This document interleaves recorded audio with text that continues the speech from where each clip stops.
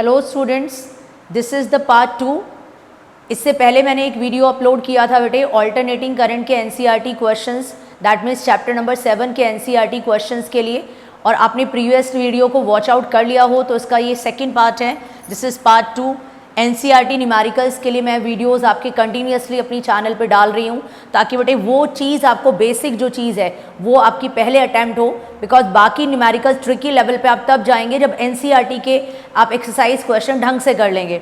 ठीक है, so NCERT numerical chapter number 7, what is that, alternating current part 2।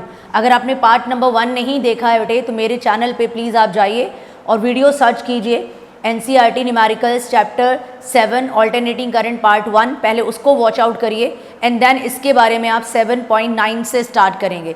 So question number 7.9, आप NCERT भी open करके बैठ सकते हैं बेटे अपने। ठीक है, एनसीईआरटी ओपन करो और वहाँ से क्वेश्चन देखिए, otherwise I am reading the question. Question क्या है, listen it carefully. Question is that a series LCR circuit, that means in the question बेटे LCR circuit is given to you.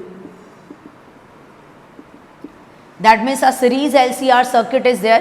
ठीक है, then what is given, resistance is given to you as 20 ohm. ठीक है, resistance 20 ohm given है बेटे। then self inductance, that means inductance कितना given है बेटे, 1.5 Henry, that is there. ठीक है, and capacitance is given to you 35 microfarad, so 35 mu farad। अब इसको convert कर लेंगे बेटे करंट यूनिट में, 35 × 10⁻⁻6 farad। ठीक है, तो हमने सही फॉर्म में इसको लिख लिया है। What is asked in the question, then it is connected to a voltage supply of 200 volt. ध्यान रखना बेटे, जो वोल्टेज सप्लाई है that is given to in the question 200 volt. Then when the frequency supply equals the natural frequency, what is the average power. Very important fact, यानी कि note डाल करके मैं लिख रही हूँ बेटे कंडीशन, यानी कि गिवन है क्वेश्चन में। गिवन क्या है, when the frequency applied is equals to the natural frequency। Read करना बेटे ढंग से क्वेश्चन को, आई एम रिपीटिंग इट। क्या क्या बेटे, when the frequency of supply equals the natural frequency of the circuit, frequency of supply is equal to the natural frequency। ठीक है, और बेटे जैसे ये आपके पास मैचिंग आता है, यानी कि जो हम अप्लाई कर रहे हैं वो जो नेचुरल फ्रीक्वेंसी है उससे मैच हो जाता है, यानी कि frequency of supply is equal to the natural frequency of the circuit, this condition is known as resonance. Class 11 से पढ़ते आ रहे हैं हम, जब भी एक्सटर्नल फ्रीक्वेंसी ऑब्जेक्ट की अपनी नेचुरल फ्रीक्वेंसी से मैच हो जाती है, in that case class 11 recall करिए बेटे, then amplitude of the oscillations becomes maximum and energy transfer that takes place is maximum. That means बेटे इस कंडीशन को क्या बोलते हैं, रेजोनेंस, यानी कि रेजोनेंस की बात कर रहे हैं बेटे। अब रेजोनेंस की बात करते हैं बेटे, तो रेजोनेंस पे हम जानते हैं इम्पीडेंस मिनिमम हो जाता है।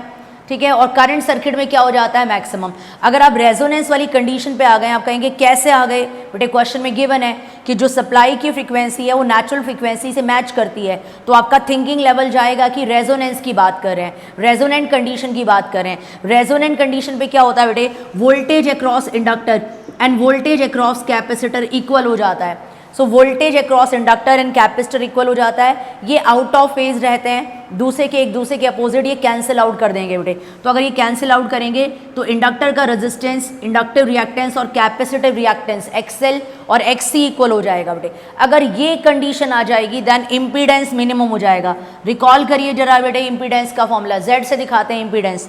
इम्पीडेंस क्या होता है आपके पास में, R² plus XL minus XC का होल स्क्वायर। अगर वो ये कह रहा है कि नेचुरल सप्लाई जो है बेटे, और जो सप्लाई कर रहे हैं बेटे वो नेचुरल से मैच हो रहा है, तो उसका मतलब ये XL और XC रेजोनेंट फ्रीक्वेंसी की कंडीशन पे ये दोनों इक्वल हो जाएंगे, ये कंडीशन फिनिश हो जाएगी, यानी कि इम्पीडेंस बेटे सर्किट में मिनिमम हो जाएगा, that is equals to R। अब ये मैं रब करूँगी बिकॉज ये कॉन्सेप्ट मैंने आपको समझा दिया है कि क्या इसका कॉन्सेप्ट है, कि जब भी रेजोनेंट फ्रीक्वेंसी की बात करेंगे तो इम्पीडेंस मिनिमम हो जाता है। So impedance is equals to resistance and बेटे current flows maximum in the circuit.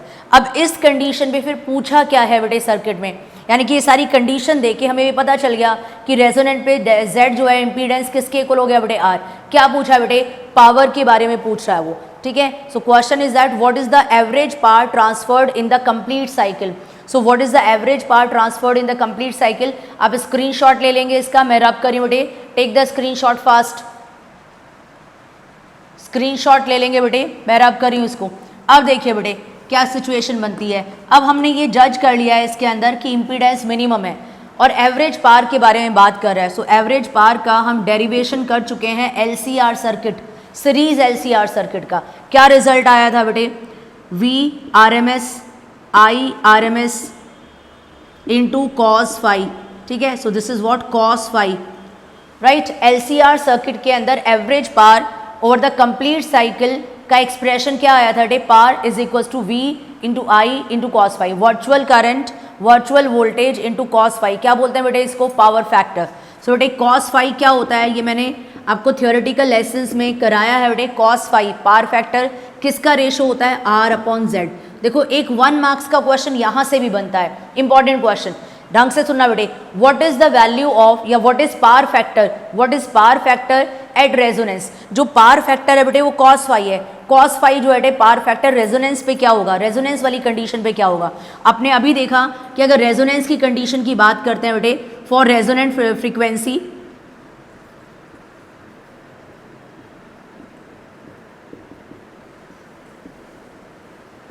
Z बेटे किसके इक्वल हो जाता है, R।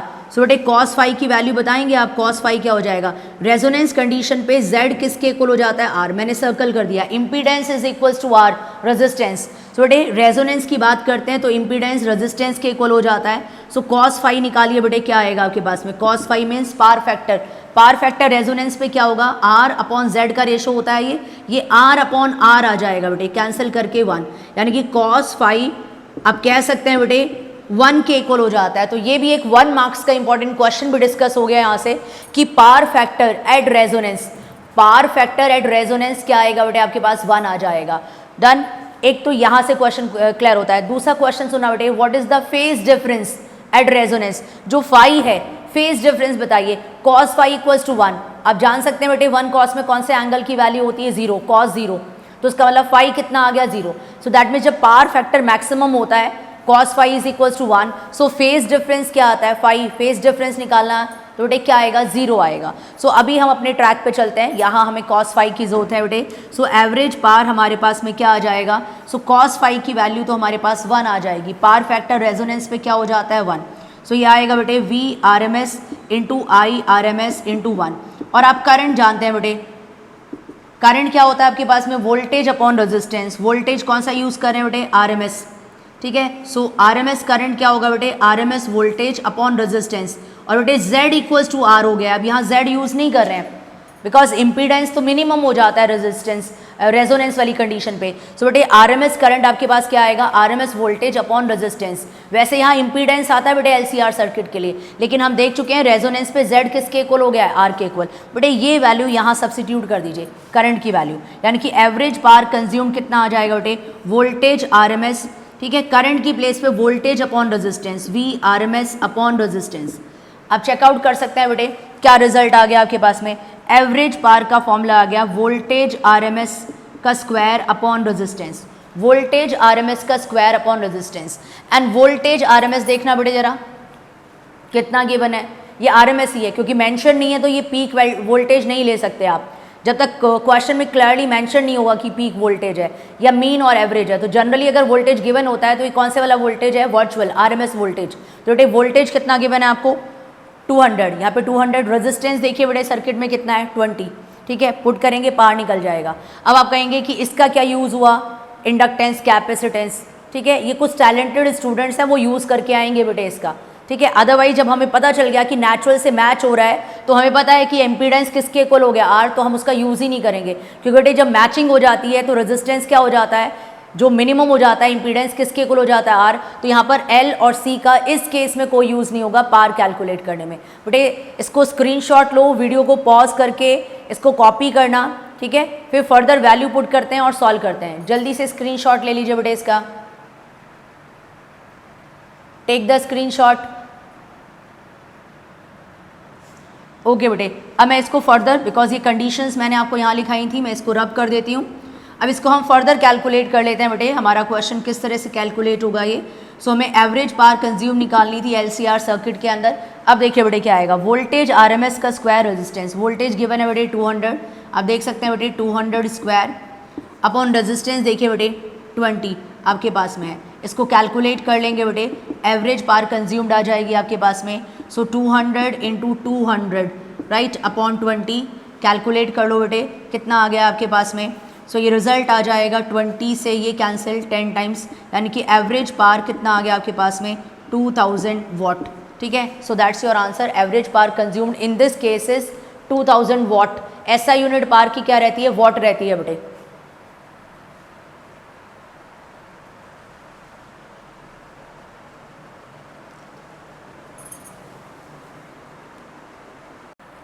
Okay students, next question पे मूव करते हैं।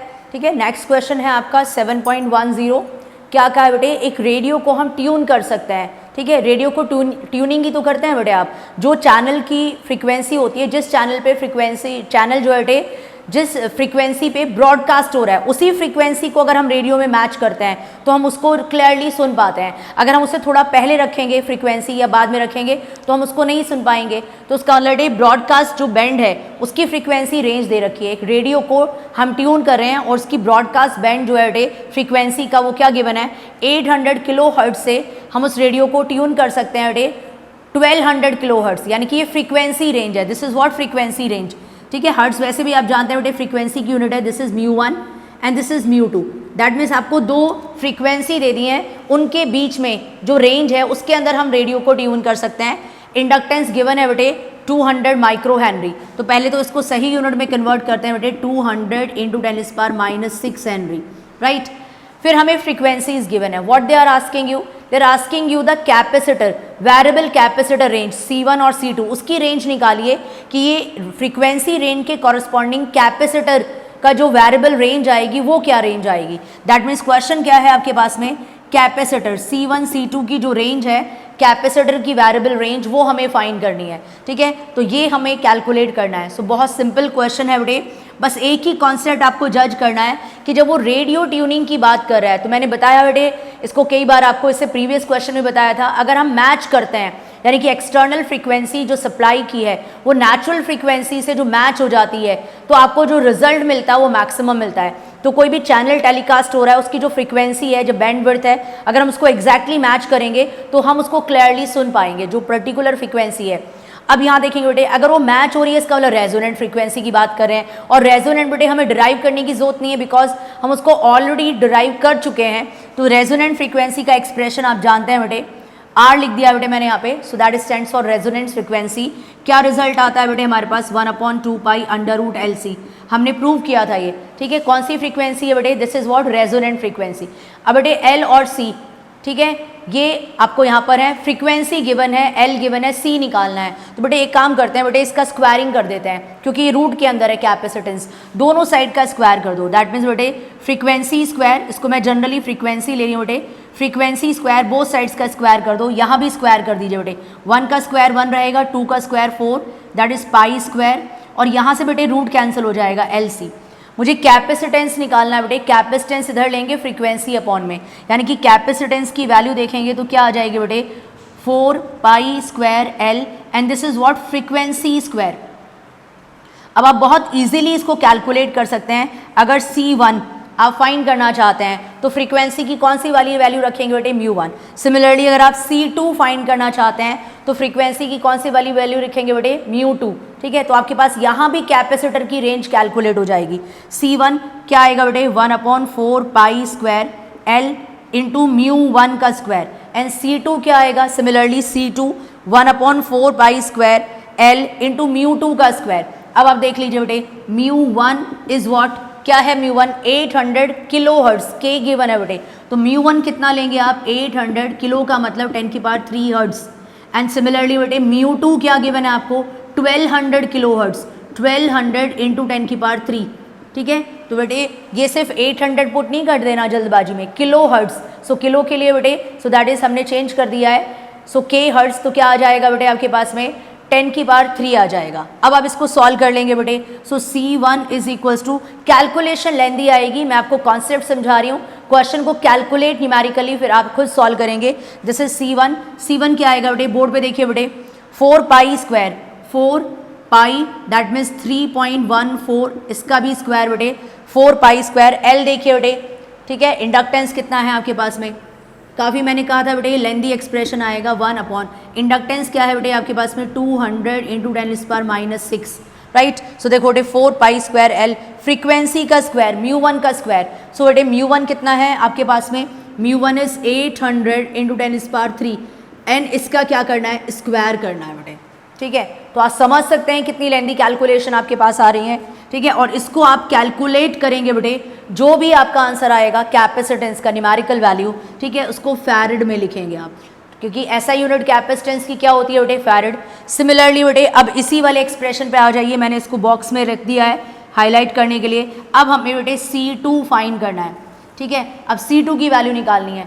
अब C2 की वैल्यू क्या आएगी बेटे, क्या रिजल्ट आएगा 1/4 pi square, right, L inductance given है बेटे, देन μ2 का स्क्वायर, दिस इज μ2 स्क्वायर। सो बाकी सारी चीज़ें सेम रहेंगी, सिर्फ यहाँ पे फ्रीक्वेंसी चेंज हो जाएगी।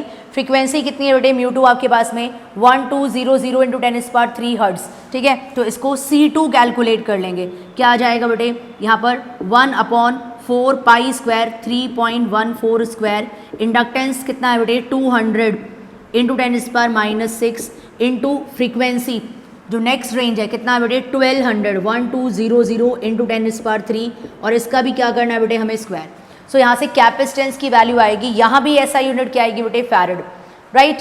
तो बेटे पहले तो इसको आप स्क्रीनशॉट ले लेंगे, कैलकुलेट करेंगे और इस न्यूमेरिकल आंसर को, बिकॉज मैं एनसीईआरटी के न्यूमेरिकल्स आपके साथ डिस्कस कर रही हूँ, सो बेटे आप आंसर को चेक कर सकते हैं। एनसीईआरटी की बैक में आपको आंसर्स गिवन होते हैं, तो आप इस आंसर्स को चेक कर सकते हैं। कई बार आंसर जब आप मैच करते हैं वो नैनो फैरड लिखा होगा, सो नैनो स्टैंड्स फॉर 10⁻⁹। कई बार आंसर आप पीछे चेक करोगे पीको फैरड लिखा होगा, पी लिखा होगा, दैट मीन्स 10⁻12। तो बेटे वो आप देख लेंगे, ये हेडेक नहीं है बेटे, आपको उसी में आंसर लिखना है। आपका जो आंसर आए न्यूमेरिकल आप वही रहने देंगे, बस यूनिट आप फैरड जरूर लिखना, ठीक है बेटे। इसको कैलकुलेट करना, वीडियो पॉज करके कॉपी कर लीजिए।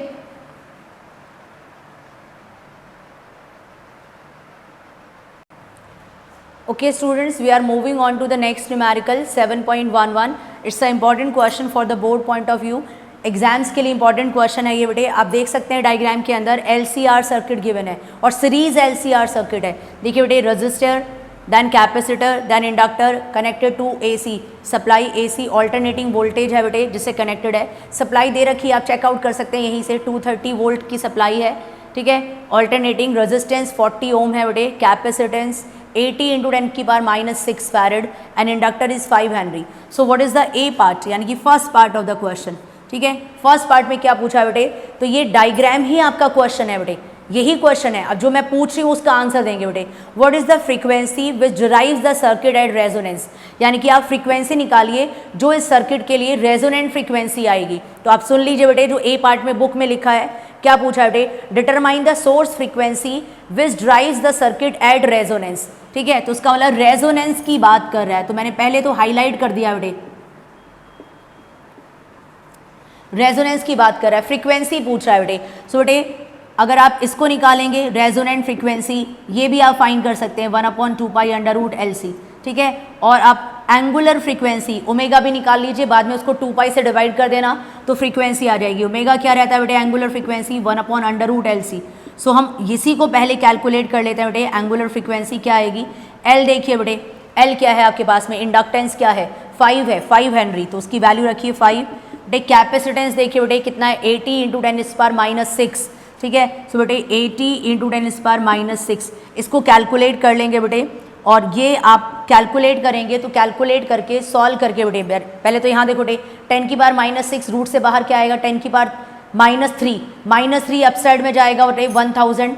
और बेटे ये आपके पास में कितना आ जाएगा 5 इंटू 80 मल्टीप्लाई करके इसका रूट निकाल करके और पूरा कैलकुलेट करके मैं आपको डायरेक्ट आंसर बता रही हूँ बेटे, ये आएगा 50 रेडियन पर सेकेंड, ठीक है। आप कैलकुलेट कर लेना, सिंपल कैलकुलेशंस है, ठीक है। 50 रेडियन पर सेकेंड आपका आंसर आ जाएगा। तो ये आपके पास कौन सी वाली फ्रीक्वेंसी आई बेटे, एंगुलर फ्रीक्वेंसी। अगर आपको फ्रीक्वेंसी फाइंड करनी है बेटे इसके बाद में, then 2 pi into mu is equals to 50 and mu frequency कितनी आ जाएगी बेटे, 50 को 2 पाई से डिवाइड कर देना, ठीक है। तो यहाँ पर फ्रीक्वेंसी आ जाएगी सेकेंड इनवर्स, ठीक है, इसकी SI यूनिट आ जाएगी, राइट। तो अभी मैंने ओमेगा ही निकाल लिया है यहाँ पर, तो कितना आ गया बेटे, एंगुलर फ्रीक्वेंसी 50 रेडियन पर सेकेंड। बेटे स्क्रीनशॉट ले लीजिए और आइदर वीडियो को पॉज करके कॉपी कर लीजिए बेटे। ए पार्ट कंप्लीट हो गया ये। ना बेटे ए पार्ट में हमने फाइंड किया फ्रीक्वेंसी, मैंने एंगुलर फ्रीक्वेंसी आपको कैलकुलेट कराया, मैंने बोला फ्रीक्वेंसी जो है आप कैलकुलेट कर लेना 2 पाई से उसको डिवाइड करके। Then B part you have to find the impedance of the LCR circuit at resonance. Resonance की बात कर रहा है बेटे, ठीक है, यानी कि इंडक्टर का जो वोल्टेज ड्रॉप है इंडक्टर के लॉन्ग कैपेसिटर के लॉन्ग इक्वल है, ठीक है, एंड आउट ऑफ फेज तो वो रहते ही हैं तो वो कैंसिल हो जाएगा। तो रेजोनेंस पे आपको इम्पीडेंस फाइंड करना है। इम्पीडेंस का फॉर्मूला चेक करेंगे बेटे, क्या होता है इम्पीडेंस का formula, R² plus XL minus XC whole square, inductive reactance minus capacitive reactance. और अगर रेजोनेंस की बात कर रहा है तो रेजोनेंस पे क्या होता है, इंडक्टिव रिएक्टेंस और कैपेसिटिव रिएक्टेंस बैलेंस हो जाते हैं बिकॉज वोल्टेज ड्रॉप दोनों के क्रॉस इक्वल होता है, ठीक है, और बेटे आउट ऑफ फेज होता है तो ये इक्वल हो जाएंगे, कैंसिल, Z मिनिमम हो जाएगा, यानी कि इम्पीडेंस मिनिमम हो जाता है रेजोनेंस पे, कितना आता है R²। So impedance is minimum is equals to R। अब चेक करिए बेटे आंसर, ठीक है, कितना है 40 ओम। तो आप यहाँ पे बहुत इजी आंसर दे सकते हैं, ठीक है, डायरेक्ट भी आंसर दे सकते थे लेकिन मैंने कैलकुलेट करा दिया है। जब रेजोनेंस की बात कर रहे हैं तो देन इम्पीडेंस जो है रेजोनेंस पे किसके इक्वल होता है बेटे, रेजिस्टेंस के इक्वल, और आप डायरेक्ट आंसर बोल सकते थे इसका, कितना आएगा बेटे 40 ओम आ जाएगा, राइट। अब हमारे पास है एम्पलीट्यूड ऑफ करंट भी निकालना है, ध्यान रखना बेटे, एम्पलीट्यूड का मतलब है peak value, amplitude of current,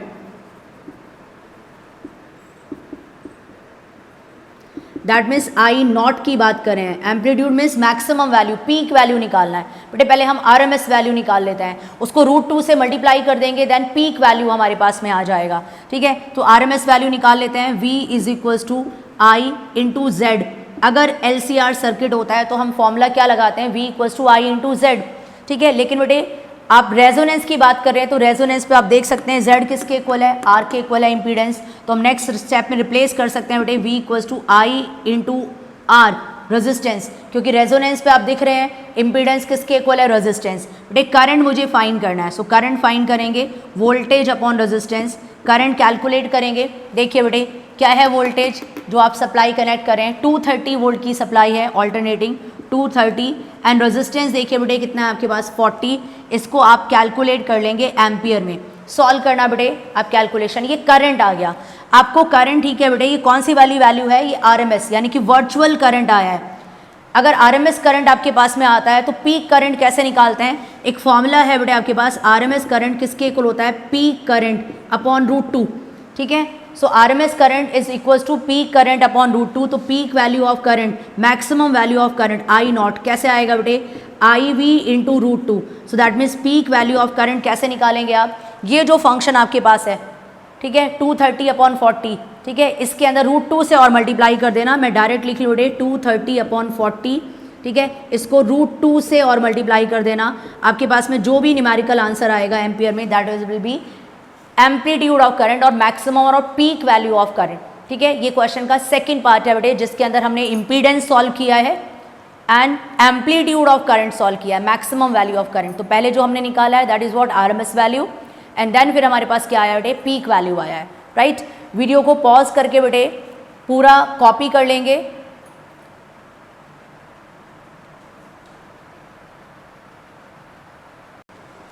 okay students checkout कर सकते हैं बेटे, मैंने यहाँ पे आंसर्स लिख दिए आपके। जो RMS value virtual value of current आएगा दैट मीन्स 230 डिवाइडेड बाई 40, ठीक है। तो RMS वैल्यू ऑफ करंट हमारे पास कैलकुलेट करके कितना आएगा बेटे 5.75, एंड उसको √2 से मल्टीप्लाई करेंगे 5.75 को, तो बेटे हमारे पास पीक वैल्यू ऑफ करंट आएगा, ठीक है, कितना आ गया बेटे 8.13 एम्पियर, राउंड ऑफ में 8.1 लिख सकते हैं, मैंने एक्यूरेट लिख दिया है। अब बेटे ये तो peak value of current calculate हो गया। देन क्वेश्चन का थर्ड पार्ट यानी कि C पार्ट की बात करते हैं। क्या पूछा बेटे, voltage drop across register, register के अलॉन्ग वोल्टेज ड्रॉप कितना है VR, बोर्ड पे देखते रहेंगे बेटे, ठीक है। Voltage drop across capacitor VC and similarly voltage drop across inductor VL, ये भी हमें कैलकुलेट करने हैं। All the three, voltage drop across register, voltage drop across capacitor end voltage drop across inductor. तो बेटे मैं आपको फॉर्मूला बता देती हूँ, ठीक है, कैलकुलेशंस आप खुद करना। सो अगर हमें वोल्टेज ड्रॉप फाइंड करना होगा अक्रॉस रजिस्टर, यानी कि एक बार रजिस्टर के अलॉन्ग, एक बार कैपेसिटर के अलॉन्ग और एक बार इंडक्टर के अलॉन्ग, तो हम किस तरह से कैलकुलेट करेंगे। तो यहाँ देखिए बेटे रजिस्टर के अलॉन्ग क्या आएगा, V is equals to I R. Capacitor के लिए बेटे कैपेसिटिव रिएक्टेंस काम करता है, so V is equals to I into X C, capacitive reactance. ठीक है, इंडक्टर के लिए बेटे V is equals to I into X L, अगर हमें इंडिविजुअल वोल्टेजेस फाइंड करने हैं। अब यहाँ देखेंगे बेटे voltage across register, voltage across capacitor, voltage across inductor. So voltage across register क्या आएगा, करंट देखिए बेटे कौन से वाला वोल्टेज निकाल रहे हैं बेटे, जनरल आरएमएस वोल्टेज निकाल रहे हैं, तो आरएमएस करंट ही लेंगे। क्या है बेटे 5.75, सो 5.75 एंड रेजिस्टेंस देख सकते हैं बेटे आप, रेजिस्टेंस डायग्राम में देखिए बेटे कितना है आपके पास 40, तो इसको कैलकुलेट कर लेना। ये मैं आपको डायरेक्ट बता रही हूँ बेटे 230 आएगा ये, यानी कि रजिस्टर के अलॉन्ग जो वोल्टेज ड्रॉप है वो कितना आ गया बेटे 230 वोल्ट। अब इधर आ जाइए बेटे कैपेसिटर के अलॉन्ग क्या आंसर आएगा, सो बेटे कैपेसिटर का क्या आएगा, करंट की वैल्यू देखिए बेटे virtual value of current RMS value 5.75 and X C capacitive reactance, इसका फॉर्मूला होता है बेटे 1/ओमेगा-c। ठीक है, अब आप इसको कैलकुलेट करेंगे क्या आएगा बेटे 5.75 और ओमेगा मैंने आपको फर्स्ट पार्ट में एंगुलर फ्रीक्वेंसी याद करिए बेटे, इसका क्वेश्चन का फर्स्ट पार्ट मैंने आपको ओमेगा ही कैलकुलेट कराया था, एंगुलर फ्रीक्वेंसी क्या आंसर आया था 50। ठीक है, तो 50 वैल्यू पुट करेंगे एंड कैपेसिटेंस की वैल्यू आप यहाँ से देख सकते हैं बेटे 80 इंटू 10⁻�6। ठीक है, सो अब यहाँ देखेंगे बेटे, सो इसकी वैल्यू क्या आ जाएगी आपके पास omega 50 and C capacitance 80 into 10⁻�6। ठीक है, रेस्ट इज योर कैलकुलेशन, 10⁻�6 सबसे आके +6 होगा, देन कैलकुलेट करेंगे। So voltage drop across capacitor find करेंगे, वोल्ट यूनिट आएगी बेटे इसकी। अब यहाँ देखिए बेटे अगर इंडक्टर के लिए बात करते हैं तो बेटे वोल्टेज अक्रॉस इंडक्टर कितना आ जाएगा, करंट है आपके पास में। ठीक है, and XL is what inductive reactance omega into L, inductor का रिएक्टेंस क्या होता है बेटे, रेजिस्टेंस क्या होता है omega into L. So value put करेंगे बेटे, so V L voltage drop across inductor, current क्या इतना है 5.75, ओमेगा कितना आया था 50 एंड इंडक्टर का बेटे इंडक्टेंस देखिए बेटे कितना गिवन है 5 गिवन है, सो दैट इज 5। इसको भी आप कैलकुलेट कर लेंगे, वोल्टेज ड्रॉप अक्रॉस इंडक्टर आएगा वोल्ट ही बेटे, सो this is what 50, omega angular frequency 50 है ना बेटे, इसको भी कैलकुलेट कर लेंगे। और बेटे कैलकुलेट करके ये आंसर क्या आएगा बेटे 1437.5, सो 1437.5 और ये आंसर भी क्या आएगा बेटे 1437.5। ठीक है, आप कैलकुलेट करके चेक करना बेटे। सो दिस इज 1 पॉइंट, मैं यहाँ पे लिख देती हूँ बेटे वोल्टेज अक्रॉस कैपेसिटर क्या आंसर आएगा 1437.5 वोल्ट। दोनों का वोल्टेज जो है बेटे drop across inductor and capacitor क्या आ रहा है, सेम आ रहा है। तो बेटे एक पार्ट और रह गया है थर्ड पार्ट के अंदर ही, पहले तो आप ये निकालिए बेटे, वीडियो को पॉज कर लीजिए बेटे एंड इसको कैलकुलेट करेंगे। एक और रीजनिंग है बेटे जो थर्ड पार्ट में ही पूछा है वो और मैं आपको बता देती हूँ। ठीक है,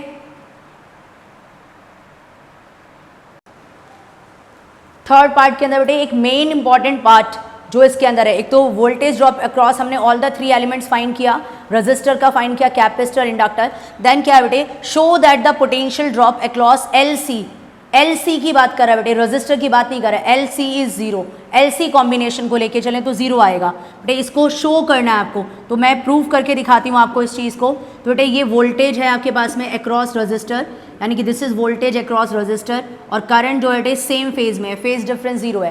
कैपेसिटर में क्या होता है बेटे, जहाँ करंट रहता है उससे वोल्टेज पीछे रहता है, यानी कि कैपेसिटर का वोल्टेज यहाँ होगा। सो दिस इज वीसी, कितना वैल्यू निकाला बेटे 1437.5 वोल्ट, राइट। करंट से बेटे फेज डिफरेंस है π/2 पीछे है, इंडक्टर का वोल्टेज जहाँ करंट है उससे π/2 आगे रहेगा बेटे, सो यहाँ पर इंडक्टर का वोल्टेज रहेगा π/2 आगे रहेगा, दैट मीन्स ये कंडीशन आएगी π/2। कितना वोल्टेज है बेटे इंडक्टर के अलॉन्ग भी 1437.5 वोल्ट। ठीक है, सो ये भी हमने कैलकुलेट किया है, वोल्टेज कितना आया था 1437.5 इंडक्टर कैपेसिटर दोनों के अक्रॉस। आप देख सकते हैं बेटे ये बिल्कुल आउट ऑफ फेज है, ये इधर है और ये इधर है, बिल्कुल ऑपोजिट, मैग्नीट्यूड दोनों का क्या है सेम, तो आप देख सकते हैं बेटे ये कैंसिल कर जाएगा, तो आप इसको लिख सकते हैं कि जो इसका रिजल्ट आएगा VL + VC, आप उसको वेक्टर के फॉर्म में, क्योंकि हम डायरेक्शन देख रहे हैं बेटे यहाँ पर आउट ऑफ फेज चल रहे हैं, एंगल आ रहा है इसके अंदर, ठीक है, तो इसका जो रिजल्ट आएगा वो क्या आएगा बेटे 0 आएगा। तो हम कह सकते हैं वोल्टेज जो है बेटे LC कॉम्बिनेशन के लॉन्ग, ठीक है, उसका जो आउट ऑफ फेज होने की वजह से कैंसिल हो जाएगा और नेट रिजल्ट क्या आएगा 0। और ये डायग्राम आप बना सकते हैं इसके अंदर, और ये इजीली प्रूव कर दिया हमने कि मैग्नीट्यूड इक्वल है and they are out of phase, इसको बोलेंगे बेटे they are out of phase, so they will cancel out each other. So being out of phase they will cancel out each other and net result इसके across क्या आएगा बेटे आपके पास में 0 आएगा. So that is extremely important. ये बहुत इंपॉर्टेंट क्वेश्चन था बेटे, एक रीजनिंग बनती है इसके ऊपर. नेक्स्ट वीडियो मैं आपके साथ जल्दी शेयर करूंगी बेटे, उसमें मैं इंपॉर्टेंट रीजनिंग शेयर करूंगी इस चैप्टर से रिलेटेड. ठीक है, ऑल्टरनेटिंग करंट. तो आप वीडियोस को वॉच करते रहिए और कंप्लीट वॉच करिए बेटे जो भी वीडियो मैं डालती हूँ.